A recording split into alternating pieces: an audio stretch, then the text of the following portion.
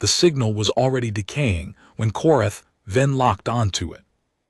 He had been running a calibration pass on the Dresh Ascendancy's border relay network routine work, the kind a navigator of his seniority could perform half asleep, which was more or less the state he had been in for the last 11 hours. 42 relay stations along the outermost perimeter of Ascendancy space, each one pinging its neighbor in a chain that stretched from the Tessarine gas shelf to the cold margins of the Vorath expanse. His job was to verify timing synchronization, flag any drift in the handshake protocols, and file a report that no one would read. He had done this particular run 614 times in his career. He could have written the report before running the calibration, and no one would have noticed the difference. But the signal was not part of the relay chain. It arrived on a frequency the border relays were not designed to receive, a carrier wave buried so deep in the subharmonic range that the relay's passive antenna array had only captured it by accident, a stray resonance coupling with the calibration sweep at precisely the wrong moment. Korath almost dismissed it. The border was noisy.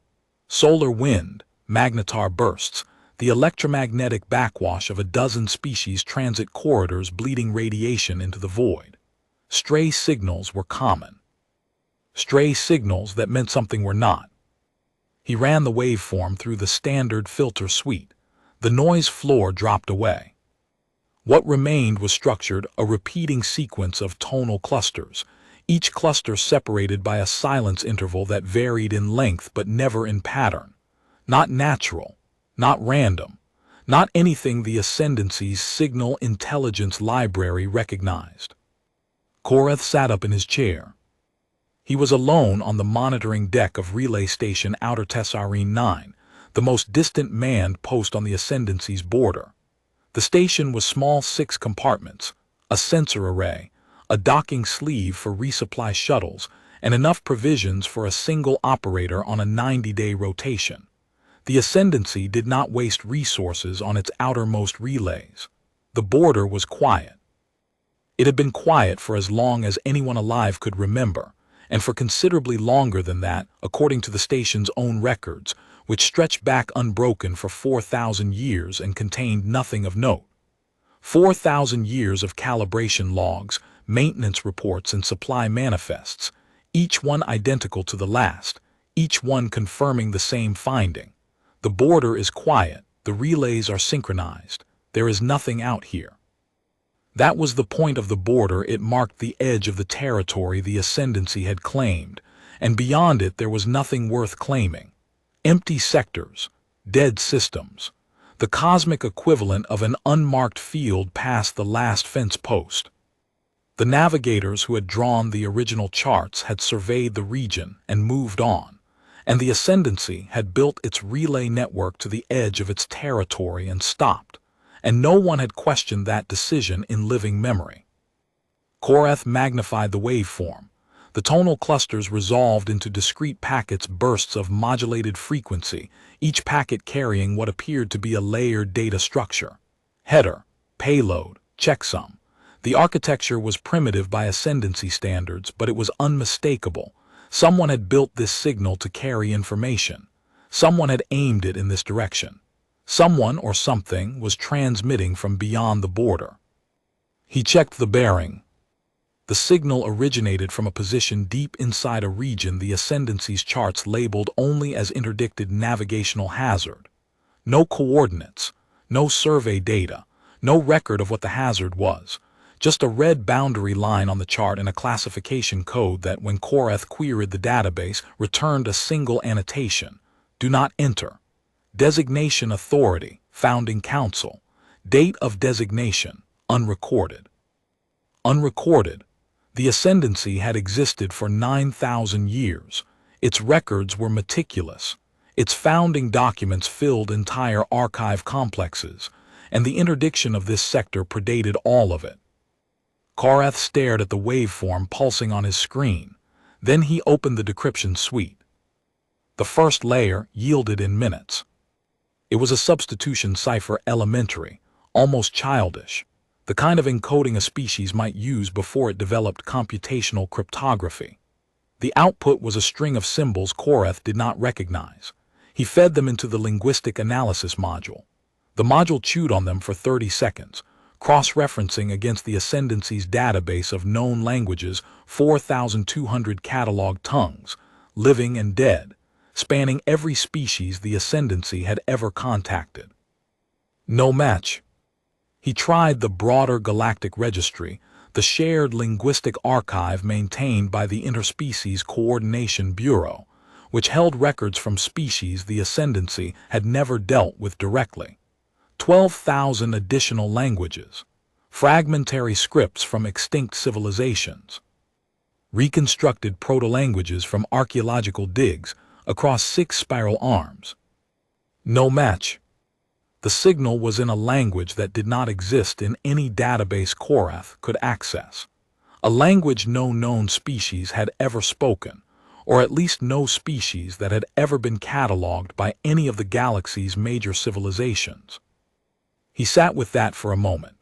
The monitoring deck was silent except for the low hum of the relay's power systems and the soft pulse of the signal, repeating its message into the void with the patience of something that had been transmitting for a very long time. Korath was not a linguist. He was a navigator, a border relay technician with a talent for signal processing and a career that had peaked 12 years ago when the Ascendancy decided that the outermost relay stations did not warrant senior personnel. He had been reassigned here as a courtesy, the way old officers were given quiet posts where they could serve out their remaining years without embarrassing anyone.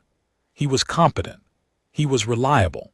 He was, by any honest assessment, unremarkable. He had a commendation from early in his career for identifying a navigational anomaly in the Tessarine transit corridor that had been causing intermittent course deviations for decades, a gravitational lens effect from a rogue planetoid that every other navigator had attributed to instrument drift. It was the kind of discovery that earned a line in a personnel file and a reassignment to a slightly less remote station for a few years before the gradual drift outward resumed. He had made peace with the drift. Some people were built for the center of things, for command bridges and council chambers and the bright, loud business of civilization. Korath was built for the edge. He had known that since his first posting, when the senior navigator had asked him why he always requested the outermost relay assignments, and Korath had answered honestly that the signals were cleaner out here, fewer competing transmissions, less interference. The void spoke more clearly when there were fewer voices drowning it out. The senior navigator had looked at him with an expression that combined pity and understanding in roughly equal measure, and had approved the transfer without further comment. But he understood structure. Navigators lived in structure, the geometry of transit corridors, the mathematics of course plotting, the rigid syntax of navigational beacons that spoke in a universal language of timing pulses and coordinate frames. And the signal had structure, repeating patterns, consistent intervals, a grammar, even if the vocabulary was alien. He began to work. It took him 3 days. He did not file a report during that time. He did not flag the signal for review by the Ascendancy's Signal Intelligence Division. He did not request linguistic support or notify his sector coordinator. He knew, on some level he could not have articulated, that if he reported the signal, it would be taken from him. A team would arrive. The signal would be classified. The decryption work would be handed to specialists who would approach it with proper methodology and institutional caution, and Korath would be reassigned to another relay station, and he would never know what the signal said. He was 61 years old. He had spent 38 of those years listening to the void, and the void had never spoken back, until now. On the first day, he mapped the frequency of every symbol in the signal's repeating message. 47 distinct symbols, arranged in clusters that ranged from 2 to 11 symbols each. The distribution was not uniform. Some symbols appeared far more frequently than others, following a curve that Korath recognized from basic information theory. It was a natural language distribution. Whoever had written this message had written it in a language they actually spoke, not a mathematical construct designed for interspecies communication. It was personal. It was organic. It was, in a way Korath found unexpectedly moving, someone talking. On the second day, he identified the structural markers symbols that appeared at the boundaries between clusters, functioning as delimiters or punctuation.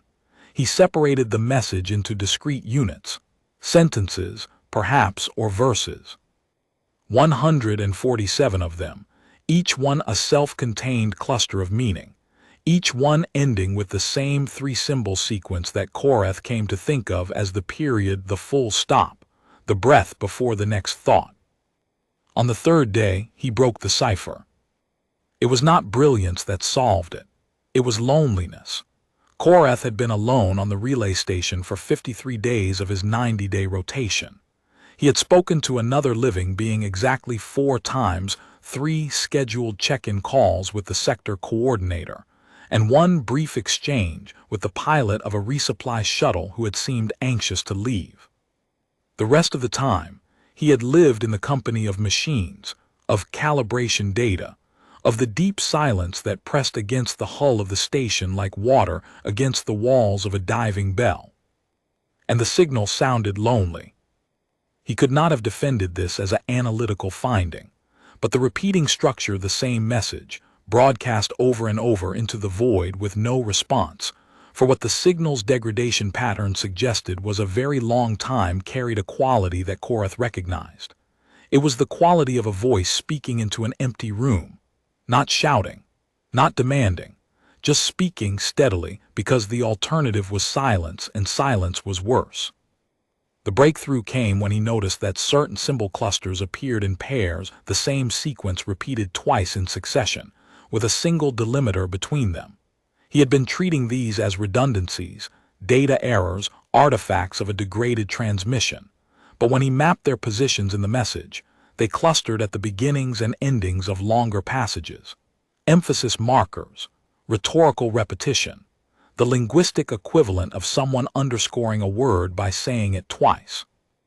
He cross-referenced the doubled clusters against the structural markers and the frequency distribution, and the pattern collapsed into clarity the way a navigational fix resolved when the third bearing locked in. The symbols were not arbitrary. They were phonetic, a sound-based script, each symbol representing a spoken unit. The language was agglutinative, building complex meanings from chains of smaller units joined together. The grammar was positional subject, action, object, modifier, arranged in a fixed order that did not vary. He could not translate the vocabulary. He did not know what the individual words meant, but he could read the structure. He could see which clusters were nouns and which were verbs. He could identify questions by their terminal markers. He could distinguish declarative statements from conditional ones. He could map the emotional architecture of the message, where it built, where it paused, where it repeated itself with the urgency of something that needed to be understood. And he could see that it was a warning. The realization arrived not as a dramatic insight, but as a slow, cold certainty that settled into the bottom of his awareness like sediment. The message's structure was not narrative. It was not a greeting, or a distress call, or a navigational beacon. It was an instruction set, a series of declarative statements followed by conditional warnings, each one more emphatic than the last, the doubled clusters increasing in frequency as the message progressed, the sentences growing shorter and more forceful until the final passage, which consisted of a single cluster repeated 7 times. 7 times. The same word or the same phrase spoken 7 times in succession, with no delimiter, no pause, no breath. Korath did not know the word. He could not translate it, but he understood what 7 repetitions meant in any language, in any species, across any gulf of time or culture. It meant the sender had run out of ways to say it calmly. He sat in the dim light of the monitoring deck and listened to the signal pulse. The station's hull ticked and settled around him. The void pressed against the viewport, black and depthless, and somewhere out there, past the red line on his chart, past the interdiction boundary that the founding council had drawn before anyone alive had been born. Something was speaking, had been speaking, for a very long time.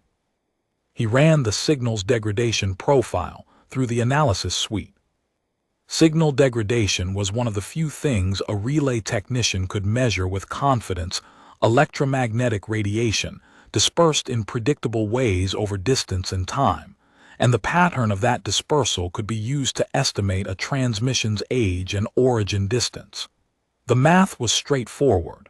The result was not. The signal had been broadcasting for approximately 11,000 years, 2,000 years longer than the ascendancy had existed.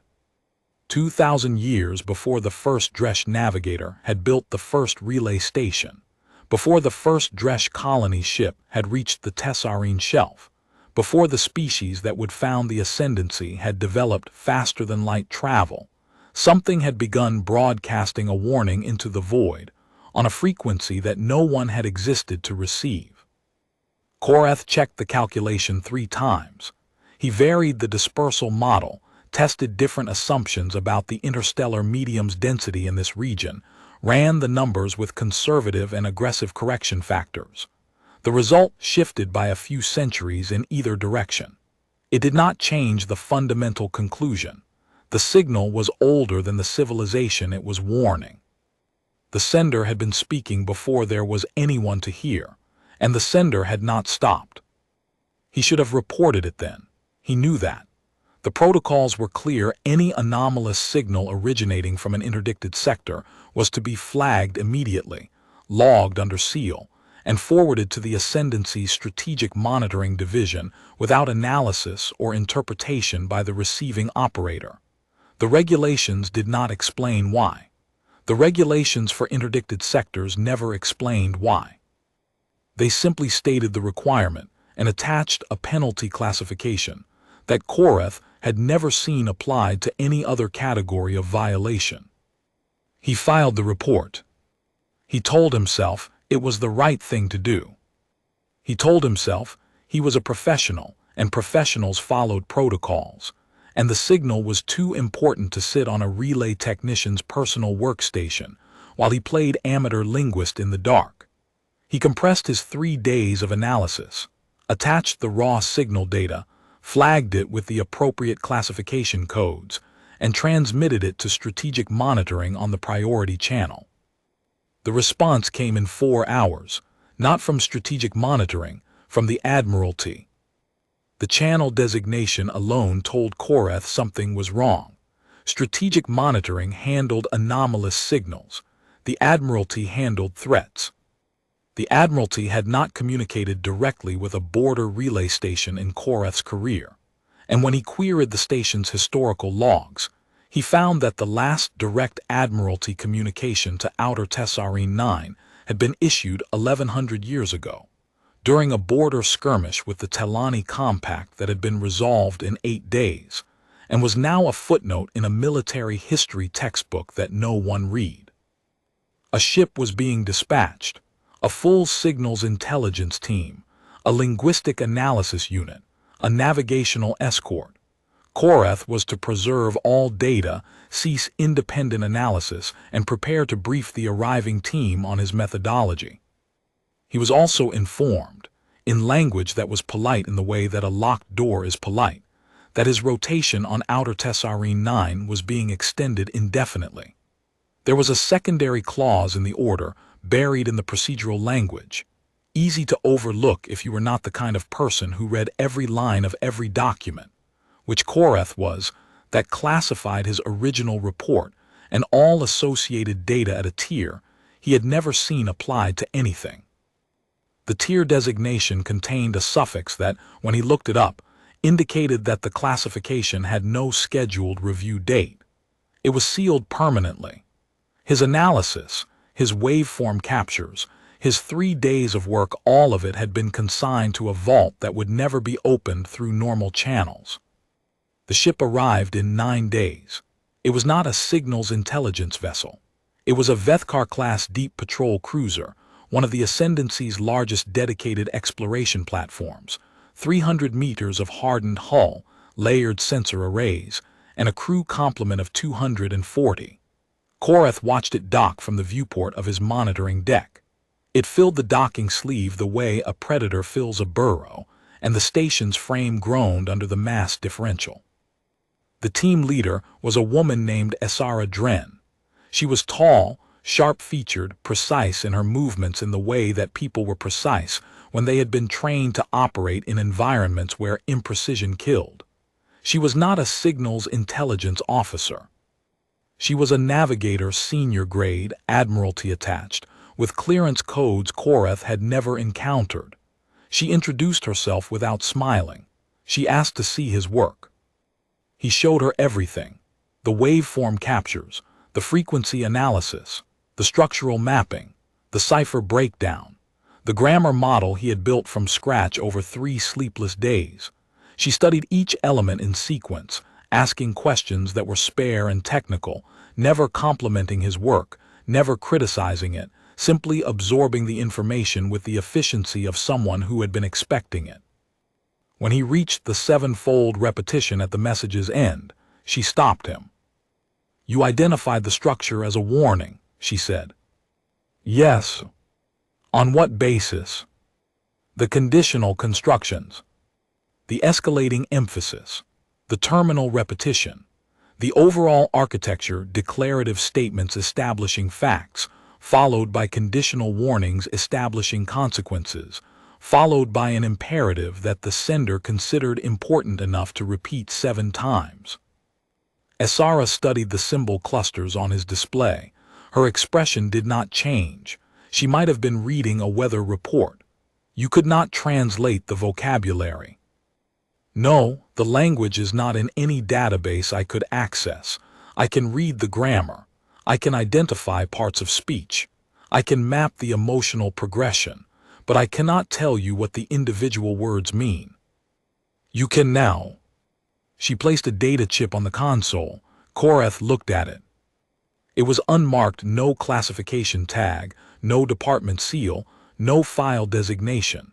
Just a blank chip in a standard housing. "What is this?"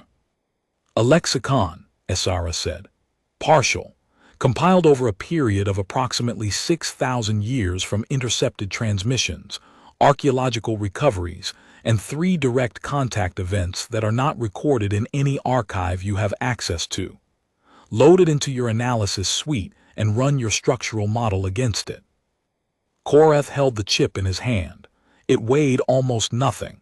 A standard data chip, the kind used for routine file transfers between systems that did not share network access. He had handled thousands of them in his career. But this one contained 6,000 years of work by people he had never met, studying a signal he had decoded in 3 days, in a language that the Ascendancy's entire linguistic infrastructure could not identify. 3 direct contact events, he repeated. Esara did not elaborate. Her silence was not evasion, it was the silence of someone who had decided, long before this conversation, exactly how much information was necessary and how much was not. "How many people know about this lexicon?" "Fewer than you would expect, more than you would want." Korath loaded the chip. The lexicon was sparse, fewer than 300 vocabulary entries, each one a symbol cluster matched to a meaning in standard ascendancy notation. Many entries were flagged as provisional, uncertain, or extrapolated from context. It was not a dictionary. It was a collection of guesses, refined over millennia by people who had been listening to the same signal or signals like it for far longer than Korath had been alive. The translation took 11 minutes. His structural model matched the lexicon entries against the grammar framework, filling in the known words and leaving gaps where the vocabulary was missing. What emerged was a document full of holes, a message with roughly 40% of its content translated and the rest marked as unknown. But 40% was enough. The first passage read, "We/I unknown this marker/beacon at the edge/boundary of unknown. We/I speak/transmit to those who travel navigate. Unknown, unknown, r/this, territory/space. The second passage read, you/traveler approach/near the boundary/threshold of unknown. We/I, unknown you to know/understand, what lies/exists within/beyond. The third passage read, we/I are unknown. We/I were here/present before your/the species/people, unknown the void/darkness. We/I will be here present after your/the species/people, unknown. Korath read through the translated portion slowly. The gaps frustrated him. The message was a mosaic with half its tiles missing. You could see the shape of the picture, the broad strokes, the composition, but the details blurred into uncertainty at every crucial moment. He could tell it was old. He could tell it was authoritative. The voice of the message was not pleading or desperate but declarative, the way a border marker was declarative. It stated facts. It established boundaries. It informed. He noticed something else in the third passage, the verb tenses. The language used distinct markers for past, present, and future constructions, and the sender had used all three in a single statement. We were here before you, we are here now, we will be here after you. It was not a boast. It was not a threat. It was a statement of temporal position, the sender locating itself in time the way a navigator located a star in space, with precision and without emotion. The sender existed on a timescale that made the rise and fall of civilizations a background detail, and the sender stated this fact the way Korath would state his own coordinates. Plainly, without emphasis, because it was simply true. That was the moment Korath understood that whatever had written this message was not a government, or a military, or a civilization in any sense he recognized. It was something older, something that had existed long enough to develop a verb tense for events that spanned geological ages, and that used that tense with the casualness of someone describing their morning. And it warned. The warning passages were clearer, perhaps because the Ascendancy's 6,000-year lexicon had been built primarily from warning transmissions. The conditional structures translated with fewer gaps. If you/traveler cross/enter the boundary/threshold, you/traveler will encounter/find us/what we are. We/I do not unknown visitors/outsiders. We/I do not unknown trade/exchange. We/I unknown only unknown, and that/this unknown is final absolute permanent.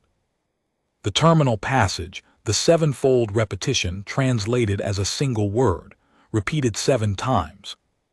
Turn back, turn back, turn back, turn back, turn back, turn back, turn back.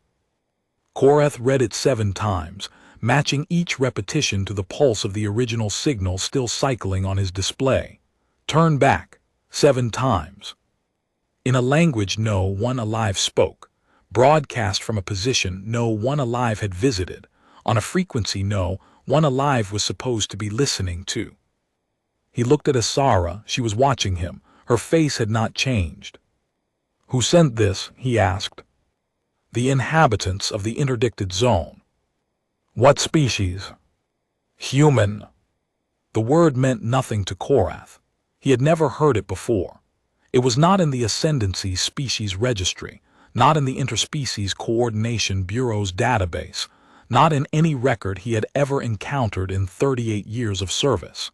He searched for it reflexively, the way a navigator searched for an unfamiliar star designation, and found nothing.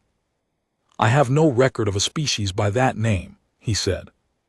No, Asara agreed, you would not. The name does not appear in any public database, any diplomatic registry, any species catalog maintained by any government in the known galaxy. It appears in exactly 4 places: the Admiralty's sealed archives, the lexicon I gave you, a monument on a dead world in the Tessarine Shelf that was surveyed 6,000 years ago and immediately classified, and the signal you intercepted. Korath absorbed this.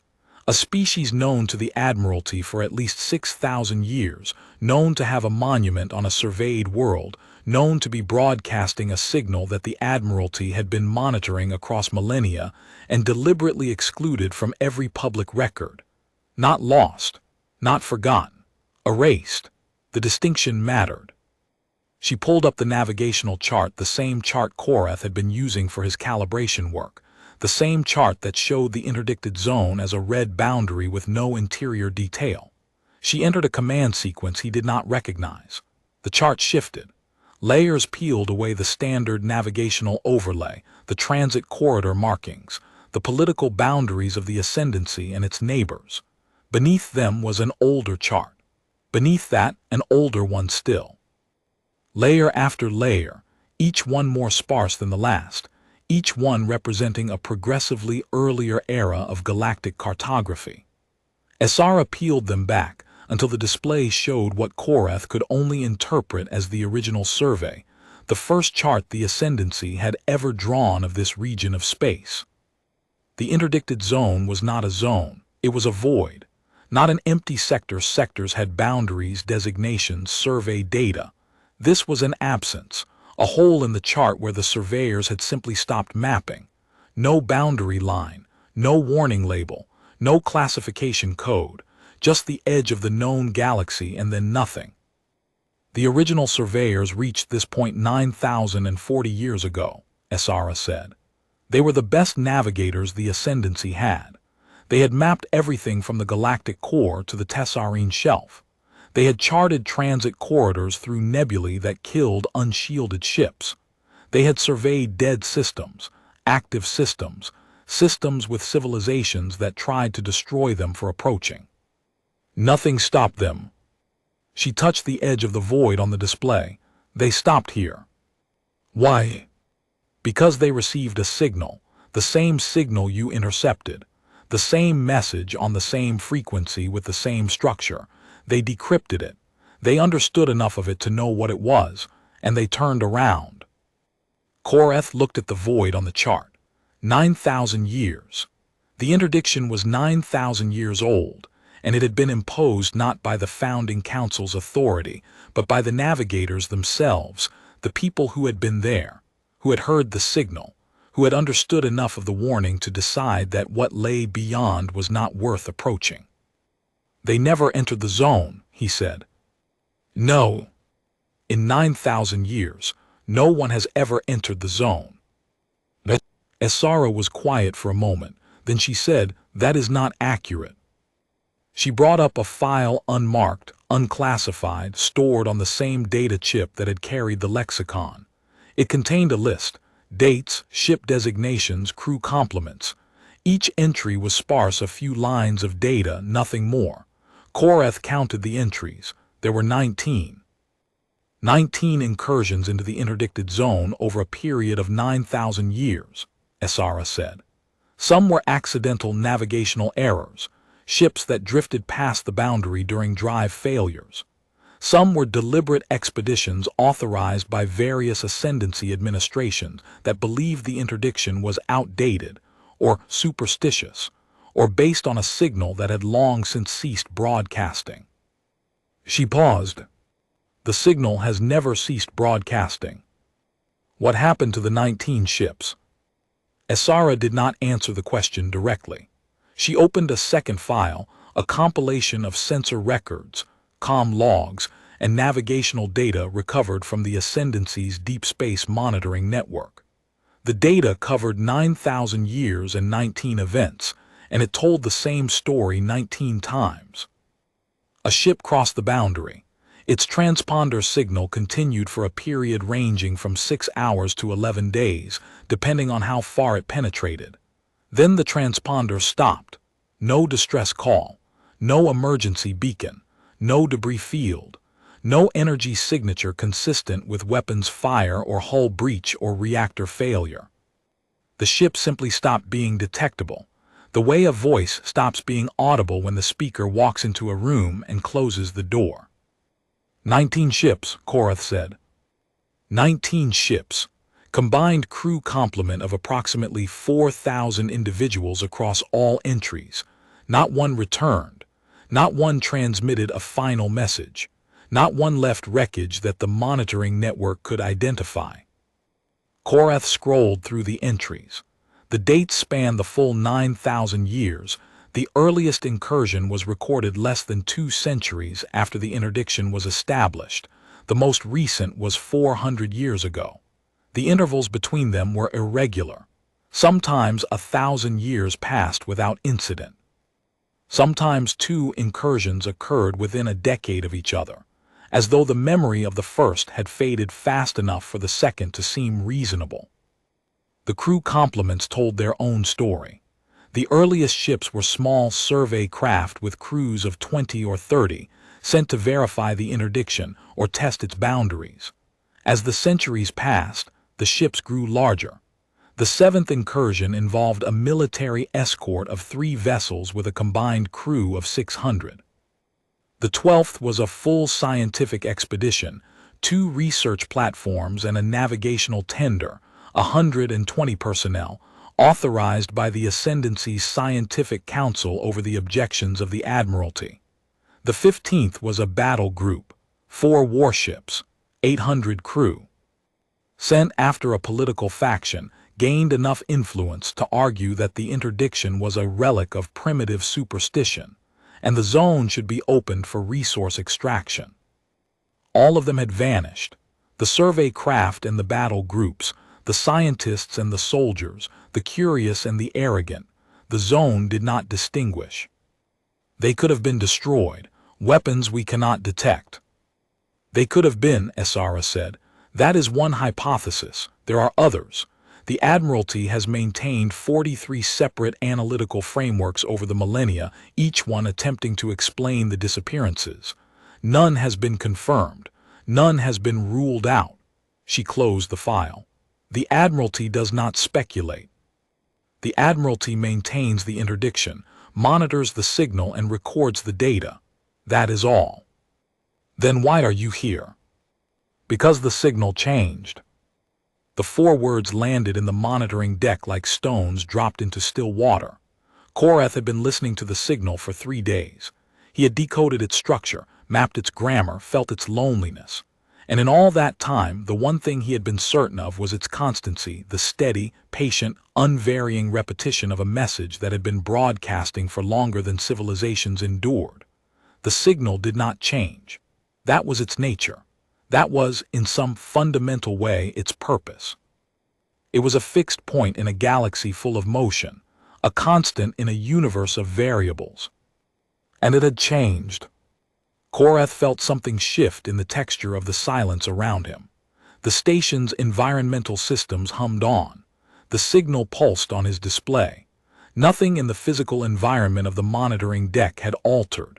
But the quality of the air had changed the way air changes when a pressure front moves through, not the temperature, not the composition, just the weight of it. Changed how? Esara brought up his original waveform capture, the signal he had intercepted 3 days ago. Then she brought up a second waveform stored on the data chip. The 2 signals were identical in structure, same frequency, same tonal clusters, same repeating pattern, same 7-fold terminal repetition. But the second waveform was shorter. The historical signal, the one that has been broadcasting for 9,000 years, contained 147 discrete statements, Esara said. The signal you intercepted contains 112. 35 statements were missing. Korath looked at the 2 waveforms side by side, his navigator's eye tracking the differences the way it would track a course deviation on a transit plot. The missing statements were not random. They were not scattered throughout the message. They were gone from the beginning. The first 35 statements of the original signal had been removed cleanly, as though someone had edited the transmission at its source. What did the missing statements say? Korath asked. Esara brought up the historical translation, the same partial, gap-filled document, but longer, with 35 additional passages at the front.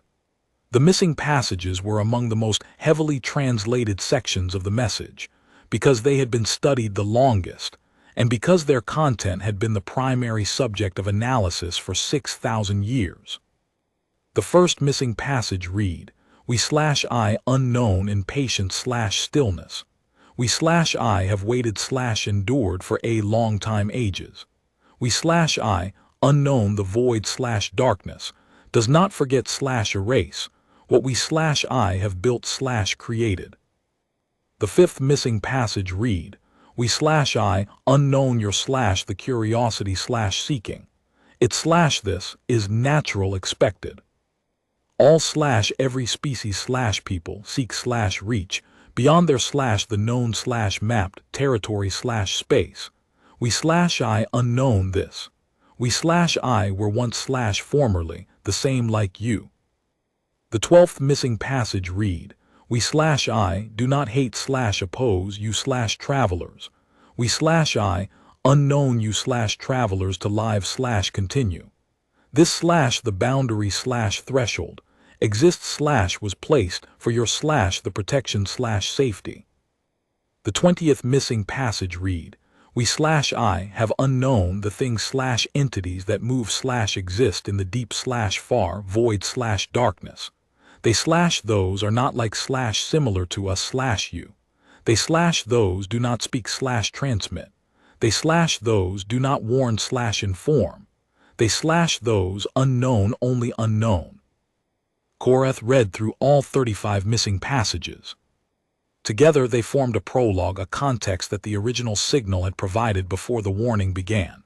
A prologue that said, in its fragmented, gap-filled way, "We are here. We have been here for a long time. We understand why you are curious. We were once curious too. We do not hate you. We built this boundary to protect you. There are things beyond us that you are not ready to encounter. We stand between you and them.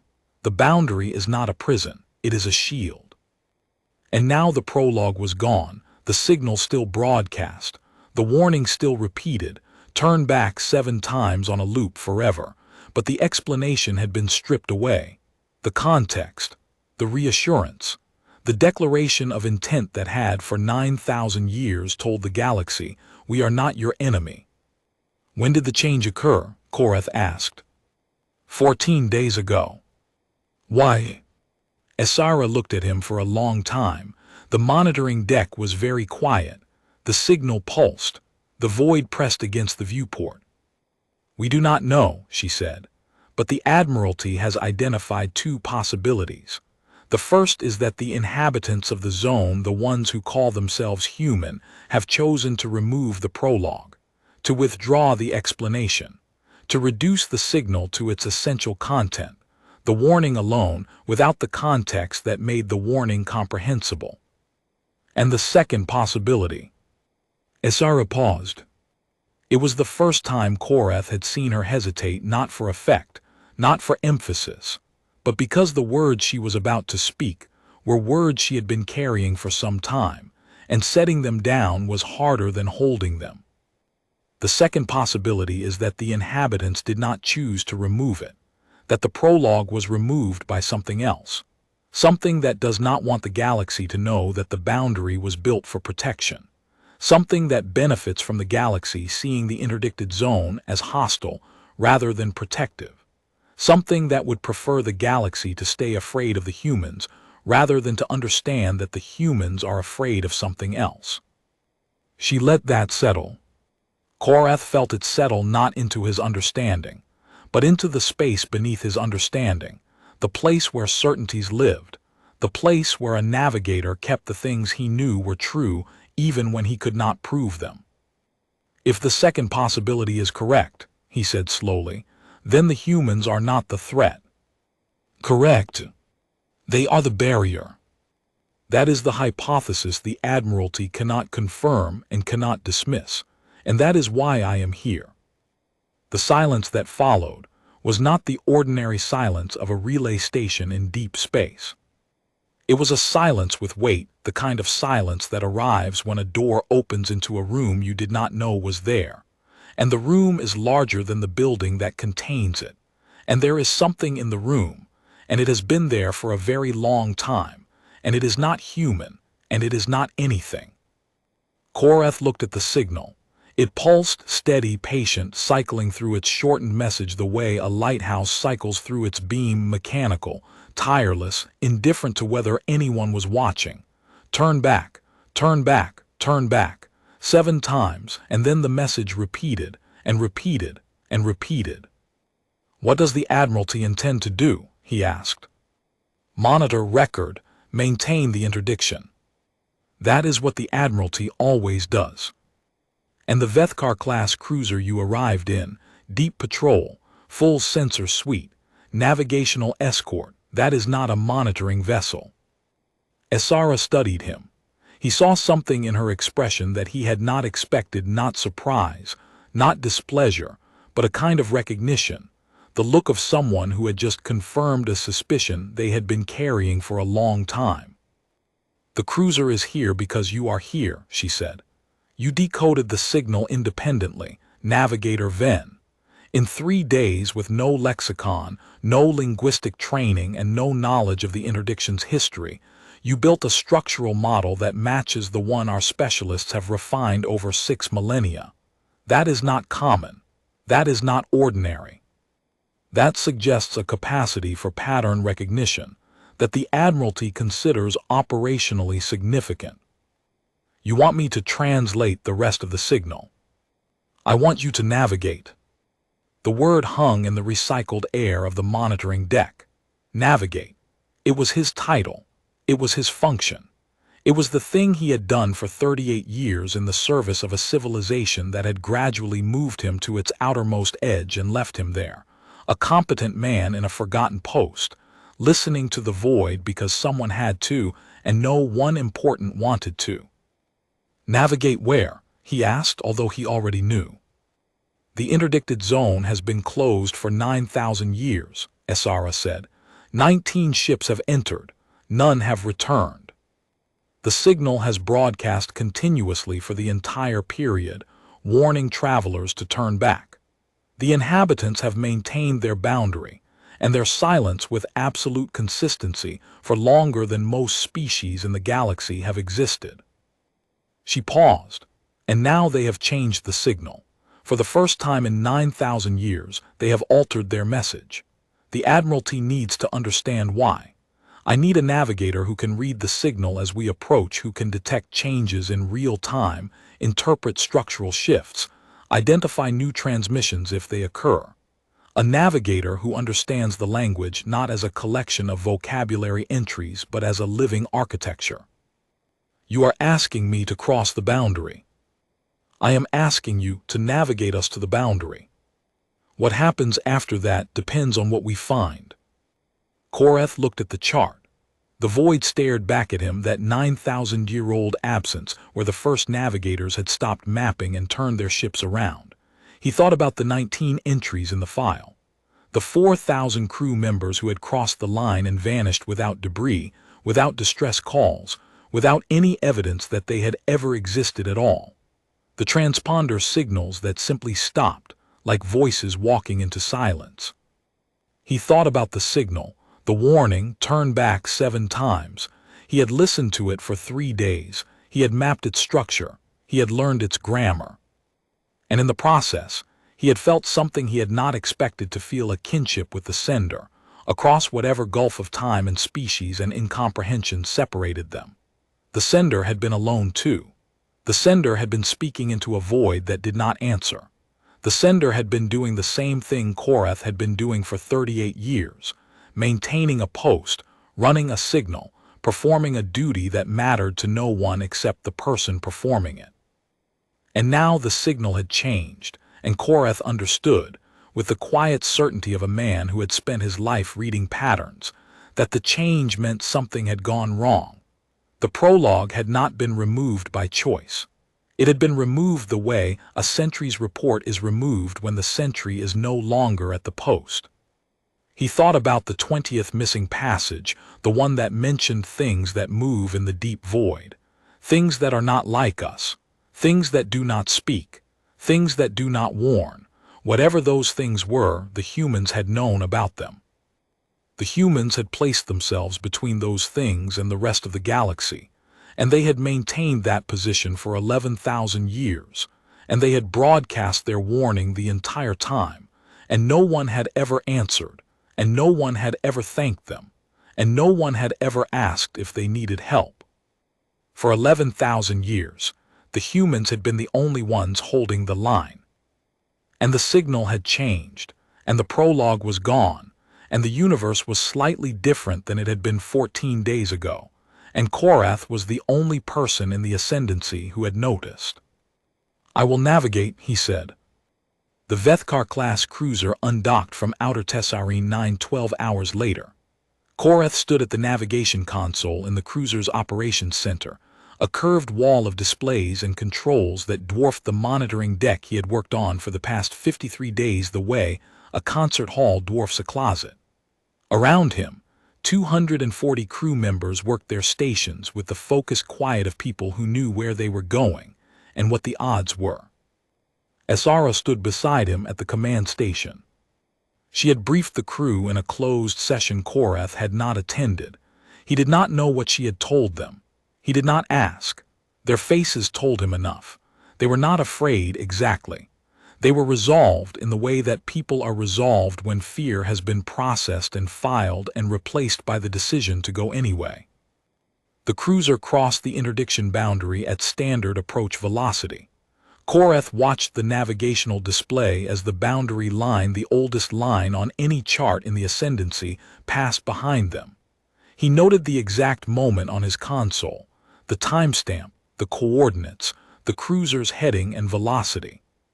He noted these things because he was a navigator, and navigators recorded crossings, and because some part of him understood that this particular crossing should be documented with precision, in case the documentation was the only thing that came back.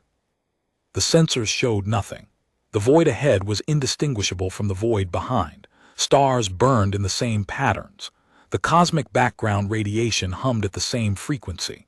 There was no wall, no barrier, no visible demarcation between the known galaxy and the place the galaxy had agreed to forget. The operations center's environmental readouts remained nominal, hull temperature steady, radiation levels within standard parameters. The ship's systems registered nothing unusual. One of the sensor technicians, a young officer whose name Korath did not know, reported that background noise levels had dropped. Not increased, dropped. The ordinary electromagnetic chatter of the galaxy, the faint hiss of stellar radiation, the distant whisper of magnetar pulses, the radio wash of 100 civilizations' transit corridors had diminished by a measurable fraction, as though the zone absorbed ambient signals the way deep water absorbs light. But the warning signal had changed. Korath detected it within seconds, a shift in the tonal clusters, a modulation in the carrier wave that altered the emotional architecture of the message without changing its content. The words were the same, "Turn back," 7 times, but the cadence had shifted. The intervals between repetitions had shortened. The emphasis markers had intensified. The signal was saying the same thing, but it was saying it faster, harder, with the urgency of a voice that had been calm for 9,000 years and was now, for the first time, not calm. "The signal is responding to our approach," Korath reported. "Same content, elevated urgency. The transmission is adapting in real time." Asara nodded. "Continue approach." They penetrated deeper into the interdicted zone. The stars did not change. The void did not change. But the signal continued to evolve, the urgency increasing incrementally, the repetitions quickening, the tonal quality shifting from the steady patience of a lighthouse to something that Korath could only describe as strain. The signal was working harder. The sender, or the system, was expending more energy, broadcasting with greater intensity, as though the approach of the cruiser had activated a response protocol that had been dormant for millennia. Korath tracked every shift. He logged each modulation, each fractional change in timing, each subtle alteration in the emphasis markers. At 6 hours past the boundary crossing, the signal's power output had increased by a factor of 12. At 9 hours, the warning's repetition cycle had shortened from its original interval to roughly half the same words, compressed into a faster cadence, as though the sender was trying to say more in less time. At 12 hours, Korath detected something he had not expected: secondary harmonics in the carrier wave, frequencies that had not been present in the original transmission. The signal was not just getting louder, it was getting more complex. The sender was adding layers to the warning, embedding additional information in the harmonic structure, as though the primary message was no longer sufficient and supplementary channels were being opened. He could not decode the harmonics in real time. Their structure was denser than the primary signal, built on mathematical relationships that his analysis suite was not designed to parse at speed. But their presence told him something the primary signal's words could not. Whoever was broadcasting was aware of the cruiser's approach, was responding to it in real time, and was escalating. The crew felt it. Korath could see it in the way they moved at their stations: a fractional increase in tension, a narrowing of attention, the quiet discipline of trained personnel who sensed a threshold approaching without being told. At 14 hours, the cruiser's long-range sensors detected something at the extreme edge of their range. Not a ship, not a station, not any kind of structure the sensor suite was designed to classify. The readings were contradictory: mass without density, energy without source, a gravitational signature that suggested the presence of something enormous that occupied no measurable volume. The sensor officer reported it in clipped, technical language that carefully avoided the word impossible. Esara ordered a passive scan only. No active pulses. No probing. The cruiser would observe and record, but it would not reach out to touch whatever was ahead. The sensor readings fluctuated. The mass signature appeared, vanished, appeared again at a different bearing, vanished. As though whatever the sensors were detecting was not fixed in space, but was moving or existing in multiple positions simultaneously, or existing in a way that the cruiser's instruments could only perceive intermittently. The way a strobe light reveals a moving figure in disconnected snapshots. Korath watched the navigational display. The sensor data created ghost tracks, fragmentary position plots that appeared and disappeared without forming a coherent trajectory. He had seen ghost tracks before, in the noisy outer reaches of transit corridors where sensor echoes and gravitational lensing created phantom contacts. But those ghosts moved randomly. These ghosts converged. Slowly, incrementally, the fragmentary positions were clustering around a single bearing. The bearing of the cruiser. At a distance Korath estimated as approximately halfway to the signal's point of origin, the message changed again, not in urgency, in content. The sevenfold repetition of turn back ceased. In its place, a new sequence began: a single statement, broadcast once, followed by a silence interval 3 times longer than any in the original message. Korath translated it in real time, his structural model parsing the grammar while the lexicon filled in what vocabulary it could. You/travelers have crossed/entered. We/I, unknown, unable/ cannot, unknown you/travelers beyond this/the point/position. The/ those things/entities in the deep/far, void/darkness, unknown, aware/alert. We/I, unknown, sorry/regretful. Then silence. A long, empty silence, 3 times the length of any previous interval, as though the sender had paused to gather itself, or to grieve, or to acknowledge that the warning had failed and there was nothing left to say. Then a new transmission began. Different frequency, different structure, different language. Korath stared at his display. The new signal was not from the same source. Its origin point was different, deeper, further into the void, from a position that the cruiser's sensors could not resolve into coordinates because there was nothing at that position. No star, no planet, no structure, no energy signature, nothing. And the language was not the language of the warning signal. It was not any language Korath had ever encountered, not even in the 6,000-year lexicon on Esara's data chip. It was not structured like a natural language. It did not follow information theory distributions. It did not have grammar or syntax or identifiable parts of speech. It had rhythm, a slow, deep, pulsing rhythm that Korath felt in his chest before he heard it in his headset, a vibration that seemed to originate not from the speakers but from the hull of the ship itself, as though the signal was not being received by the antenna array, but was passing through the cruiser's structure like a sound wave through water. The operations center went quiet. 240 people stopped what they were doing and listened, not because they chose to, because the rhythm was not a sound you could ignore.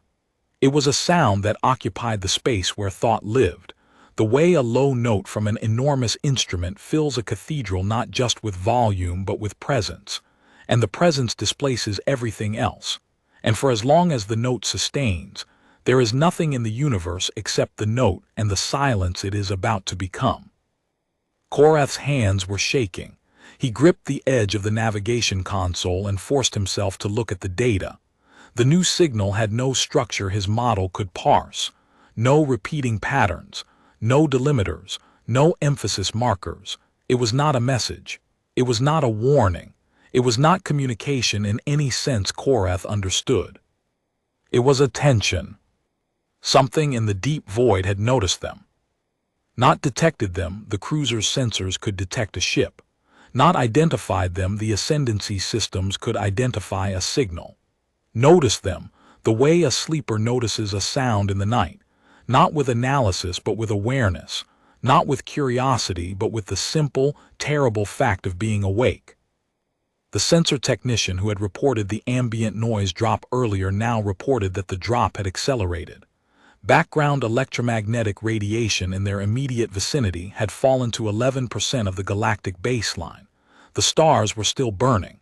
The cosmic background was still radiating, but somehow in the space around the cruiser, the noise was being absorbed or displaced or simply ceasing to exist.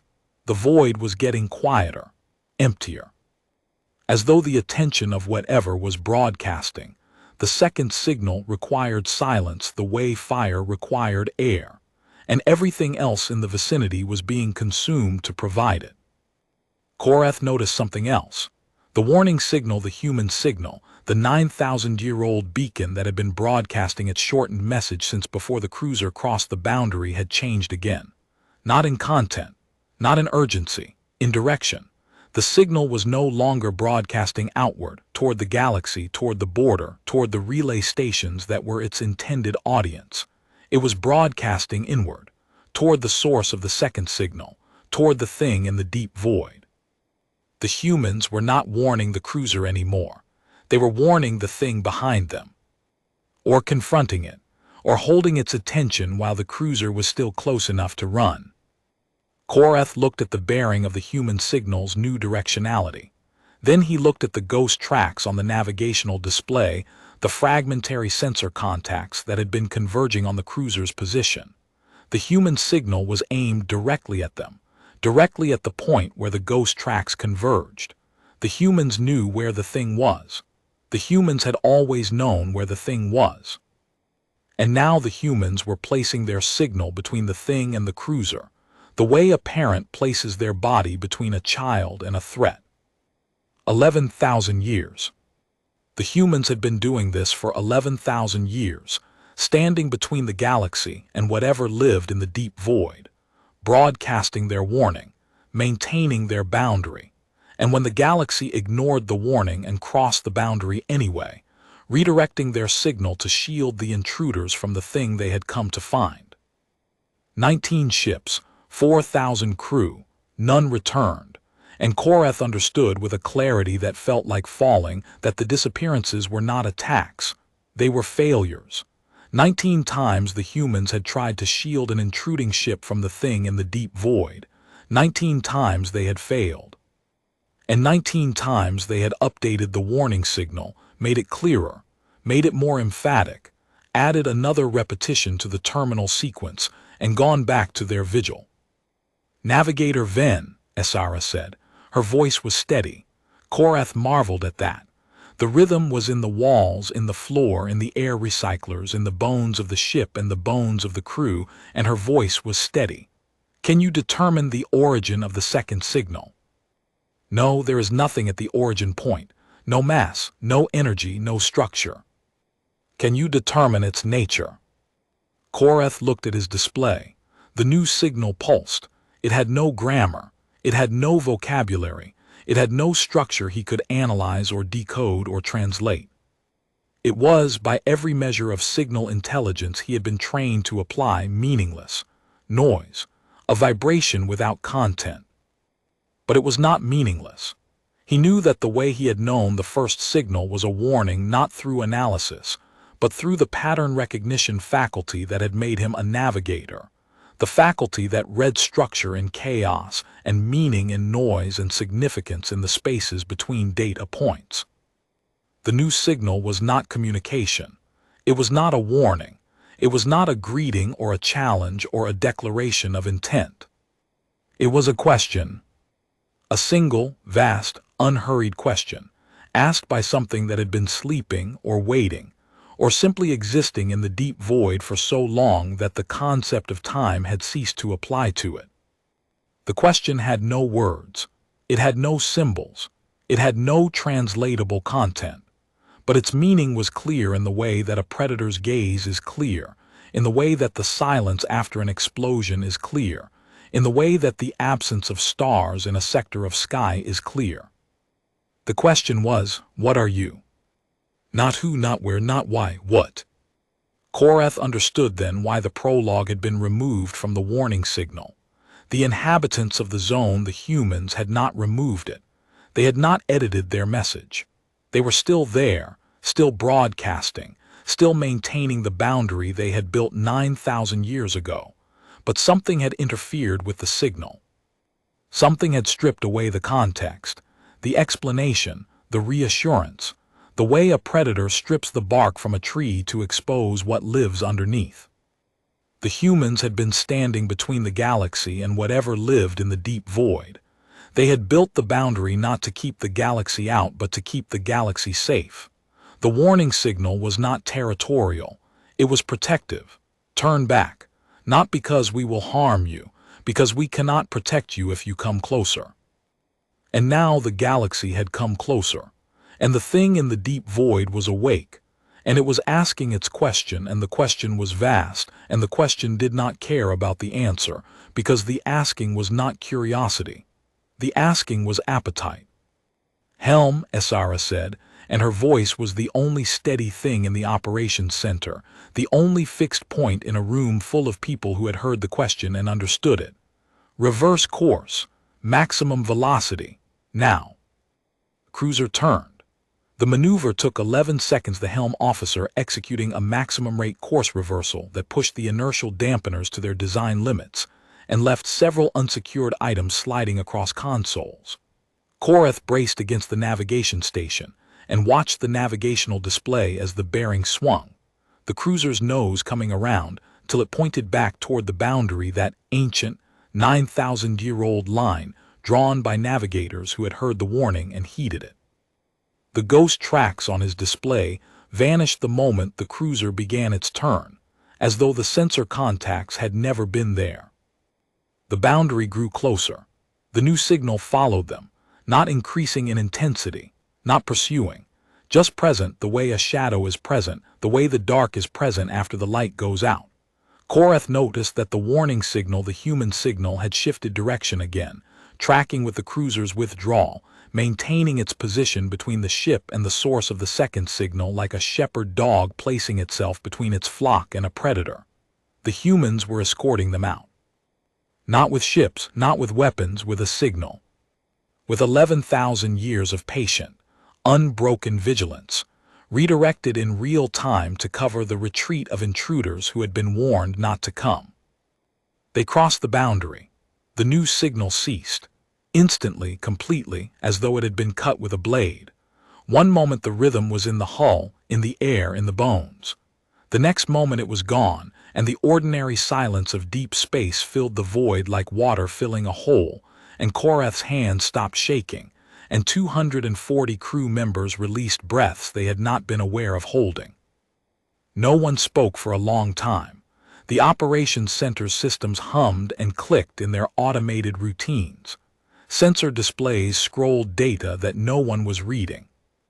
The ship's medical officer, who had been monitoring the crew's biometric feeds from a station near the rear of the compartment, quietly logged that heart rates across all 240 personnel had spiked simultaneously at the moment the second signal began, and that 11 crew members had experienced involuntary motor responses, tremors, clenched fists, locked joints, consistent with a physiological threat reaction that bypassed conscious awareness entirely. The body had recognized the signal before the mind had processed it. The original warning signal was still broadcasting. Korath listened to it for a long time. Turn back, turn back, turn back, 7 times the same message, the same cadence. The same patient, lonely voice speaking into the void, cycle after cycle, millennium after millennium. But now he heard something in it he had not heard before. Not loneliness, not duty, not the mechanical repetition of an automated system performing its function without awareness. Grief. The sender was grieving, had been grieving for 9,000 years, broadcasting a warning that no one acknowledged, maintaining a boundary that no one respected, standing between a galaxy that did not know it was being protected and a void that did not care. The sevenfold repetition was not emphasis, it was exhaustion. The sound of a voice that had said the same thing so many times that the words had worn smooth, like stones in a river, and still the voice kept saying them, because the alternative was to stop, and stopping meant the thing in the deep void would have nothing between it and everything else. Korath filed his report. He described the signal change, the approach, the second transmission, the withdrawal.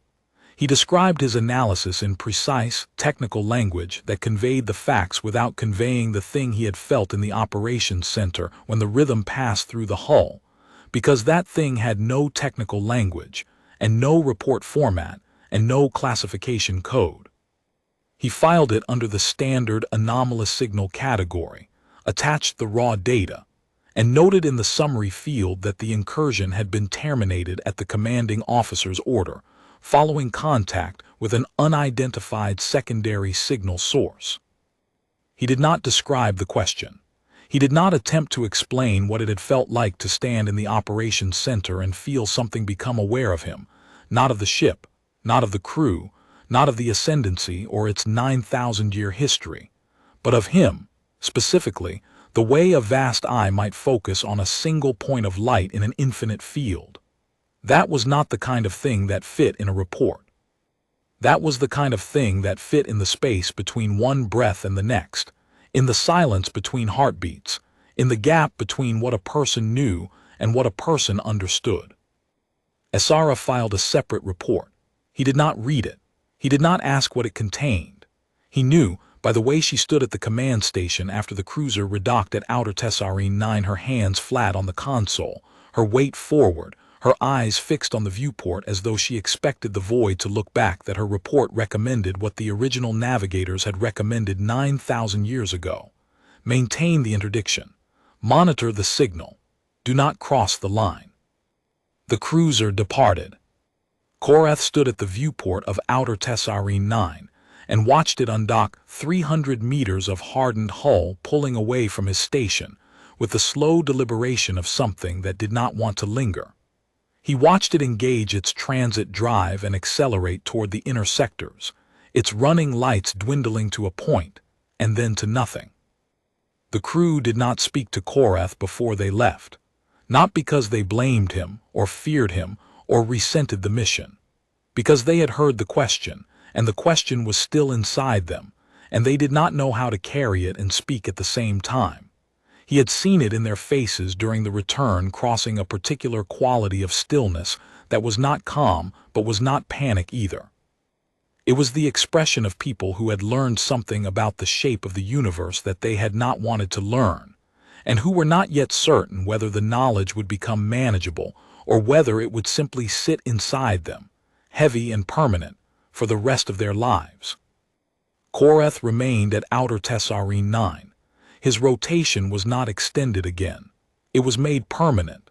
He did not object. He sat at his monitoring console and listened to the signal, and he understood it now, not just the grammar, not just the structure, not just the vocabulary he could translate and the vocabulary he could not. He understood the sender.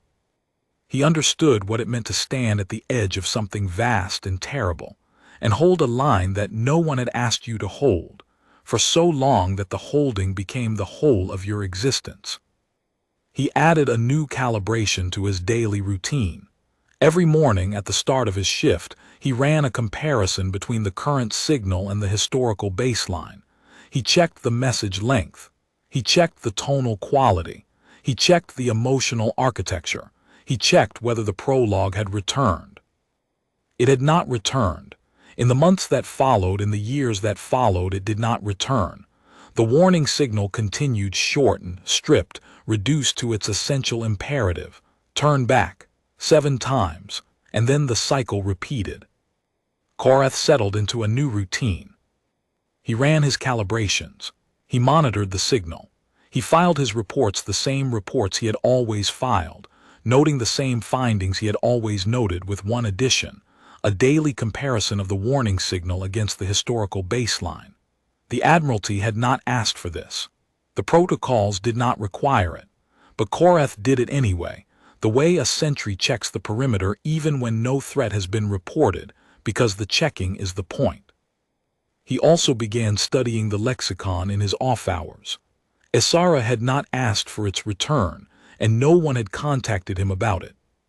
He worked through the 300 vocabulary entries methodically, memorizing each one, practicing the phonetic reconstructions, building an internal model of the language that went beyond structure into something approaching fluency. He could not speak it. The phonemes were designed for vocal apparatus he did not possess. But he could think in it.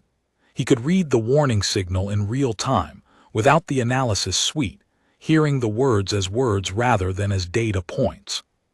He did this because the alternative was to stop listening.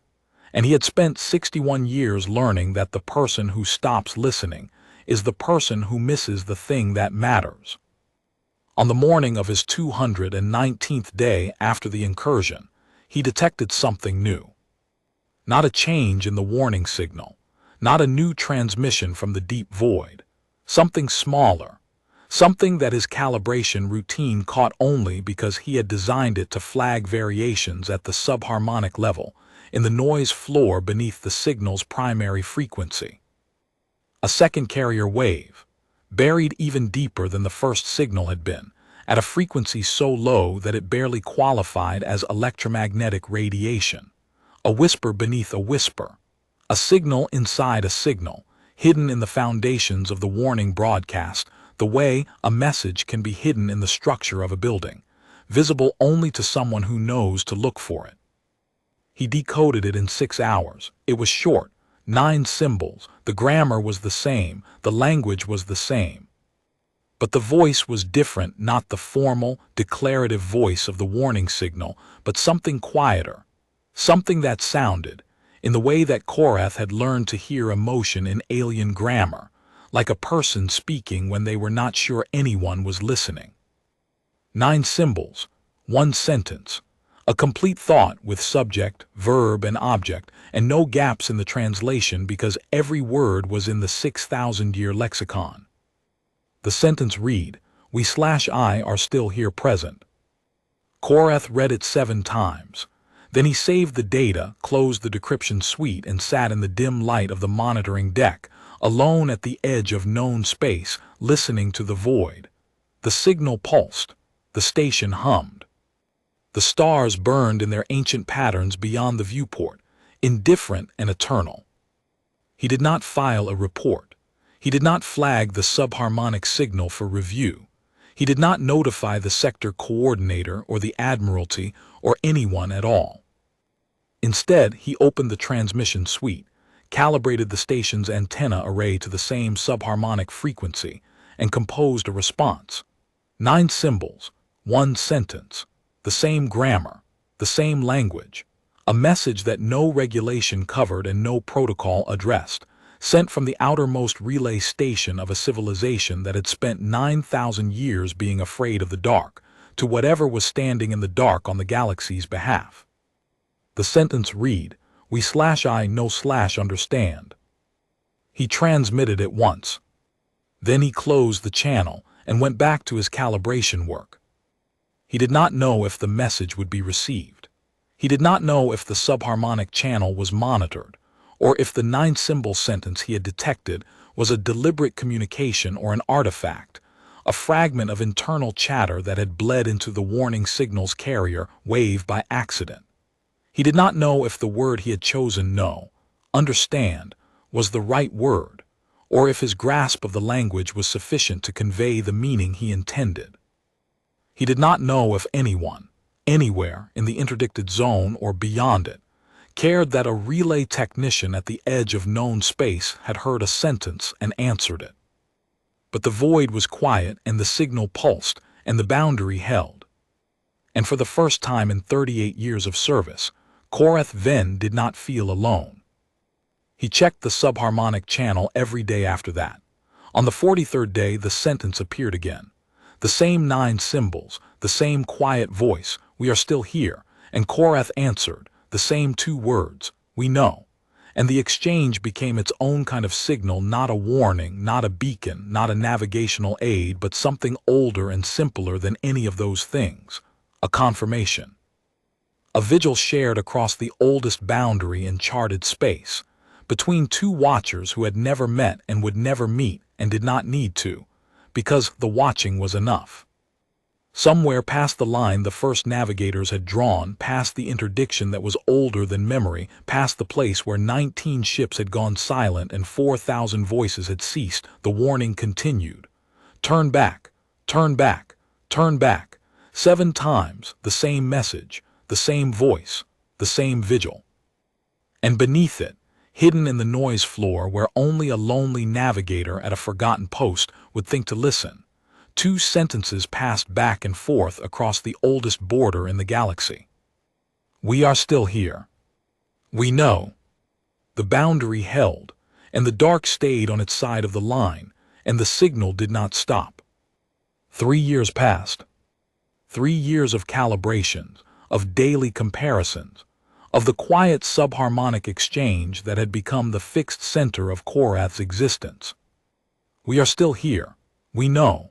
43 days between each pulse, regular as a heartbeat, steady as a navigational beacon marking a safe channel through dangerous waters.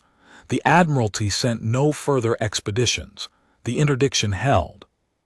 The warning signal continued its shortened cycle, stripped of its prologue, reduced to its essential imperative, and the galaxy continued to spin in its ancient patterns, and the species that filled its habitable worlds continued their business of building and trading and arguing and dying, and none of them, not the Dresh, not the Telani, not the 4,000 catalogued civilizations in the Interspecies Coordination Bureau's registry, knew that someone was holding the door shut on their behalf.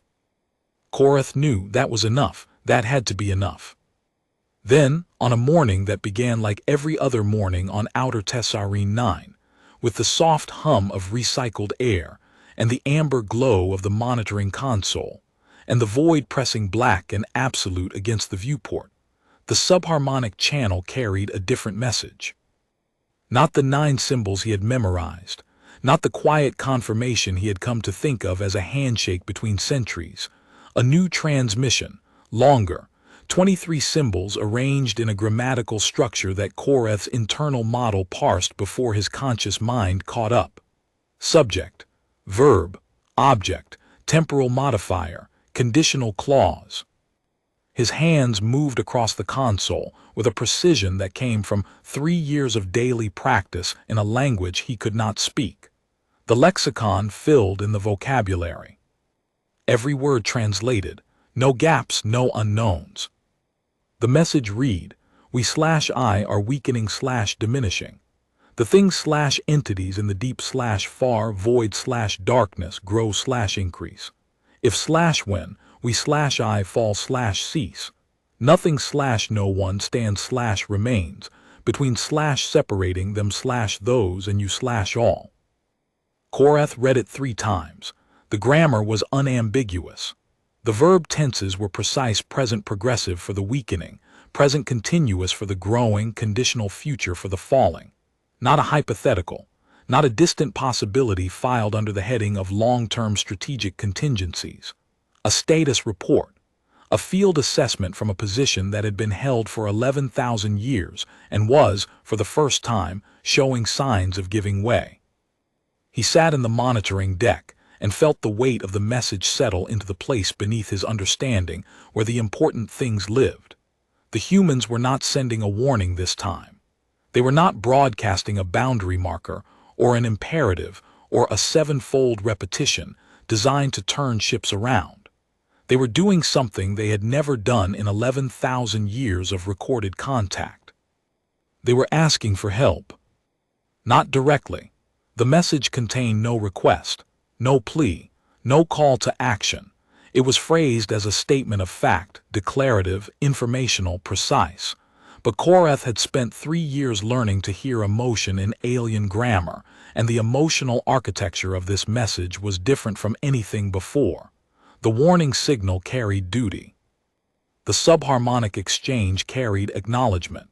This message carried something Korath had never heard in the human transmissions. Fear. Not the fear of dying. The humans had been standing at the edge of something that could end them for 11 millennia, and their transmissions had never carried the frequency of self-preservation. This was a different fear, the fear of failing. The fear of the sentry who sees the wall cracking and knows that the people behind the wall do not know the wall exists. The fear that comes not from what will happen to you, but from what will happen to everyone else when you are gone. Korath composed his response carefully. He spent 4 hours on it, 4 hours choosing symbols, testing grammatical structures, verifying tenses and modifiers against the lexicon, with the obsessive precision of a man who understood that a misplaced temporal marker could turn a promise into a threat. When he was satisfied, he transmitted 16 symbols on the subharmonic channel. The sentence read, "We/I here/receive you/your message. You/those are not alone solitary.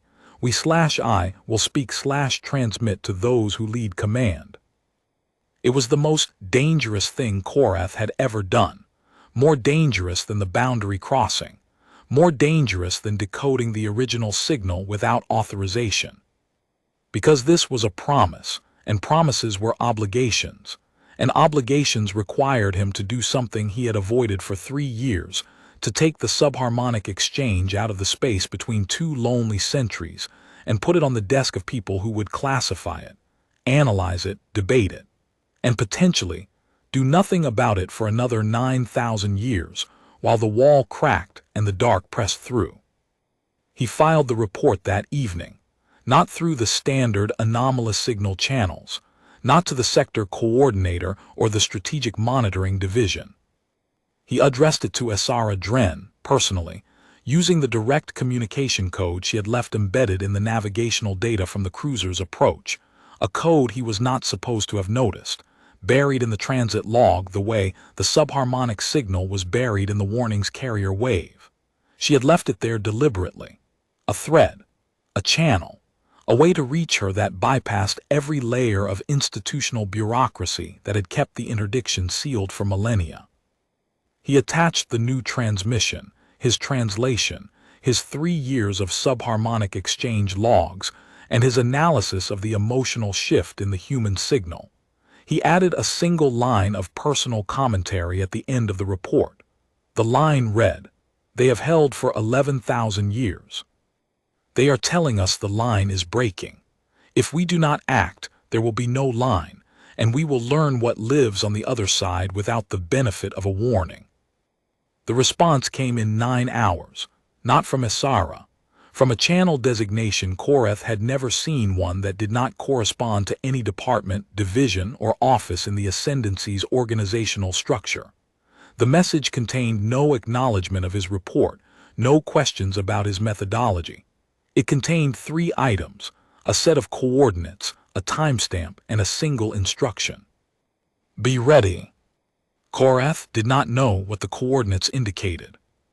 They pointed to a location inside the interdicted zone deeper than the cruiser had penetrated, deeper than any of the 19 lost ships had reached before their transponders went silent. The timestamp was 41 days in the future. The instruction was self-explanatory. He returned to his console. He ran his calibrations. He monitored the signal. He waited. On the 40th day, he detected a fleet. Not on the standard sensor arrays, those showed nothing. The same nothing they had always shown. The quiet border and the empty void, and the steady pulse of the warning signal cycling through its abbreviated message. He detected them on the subharmonic channel. A cascade of new carrier waves, each one tuned to a slightly different frequency, each one carrying a navigational handshake protocol that Korath recognized because he had designed it. The same protocol he used for the relay network's calibration sweeps, modified with encryption headers he had never seen, but whose structure bore the unmistakable signature of Esara Dren's navigational school. 12 ships, their subharmonic signatures resolved into formation data as Korath's console parsed the handshake protocols. Not Vethkar-class cruisers, something larger, something the Ascendancy's public fleet registry did not contain. 12 vessels traveling in a formation that used the relay network's own timing pulses as navigational anchors, invisible to standard sensors, detectable only by someone who knew the subharmonic channel existed. They passed Outer Tessarine 9 without stopping, without communicating. 12 ghost signatures sliding through the subharmonic noise floor like shadows across the bottom of a deep ocean, heading for the boundary, heading for the void, heading for the place where the warning signal pulsed its endless imperative into a darkness that had been pressing against the wall for longer than the Ascendancy had existed. Korath watched them cross the boundary. He noted the timestamp, the coordinates, the formation spacing. He recorded everything with the meticulous precision of a man who understood that this moment mattered, that whatever was about to happen on the other side of that ancient line would determine whether the boundary held or fell, whether 11,000 years of human vigilance had bought enough time for the rest of the universe to finally wake up and stand beside them. The warning signal pulsed, turn back, turn back, turn back, 7 times. And for the first time in 9,000 years, someone was not turning back. Someone was going forward. Not out of arrogance, not out of curiosity, not out of the political expediency that had sent battle groups into the void to prove that old superstitions were baseless. Someone was going forward because the wall was cracking, and the humans had finally broken their 11,000-year silence to say so. And one lonely navigator at the edge of known space had been listening when they did. Korath sat at his console and waited. The signal pulsed. The void pressed against the viewport.